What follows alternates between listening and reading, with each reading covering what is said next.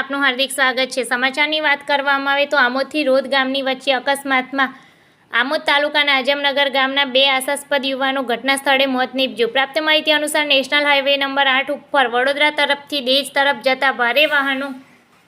કરજણથી આમોદ થઈ દેજ જતા હોય છે। કરજણ આમોદ વચ્ચે રોડની સાઈડ ઉપર આવેલા વૃક્ષના ડાળ રોડ પર આવી ગયેલા હોવાથી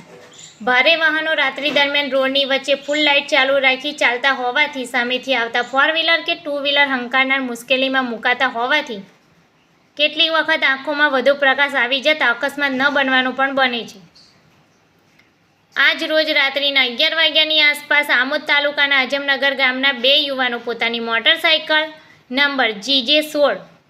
BE8887 લઈને આમોદથી આઝમનગર પોતાના ઘેર પરત ફરતા આમોદથી રોદ ગામ વચ્ચે હનુમાનજી ડેરી નજીક પહોંચતા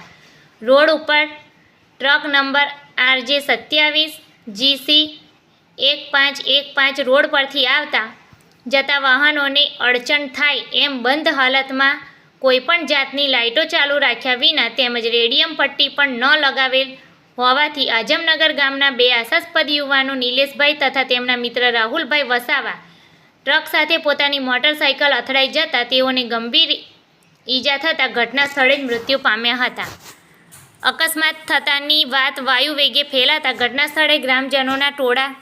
ઉમટી પડ્યા હતા તેમજ આમોદ પોલીસ પણ તાત્કાલિક ઘટના સ્થળે પહોંચી બંને મૃતકોને PM માટે આમોદ રેફરલ હોસ્પિટલ ખાતે રવાના કરી વધુ તપાસ હાથ ધરેલ છે।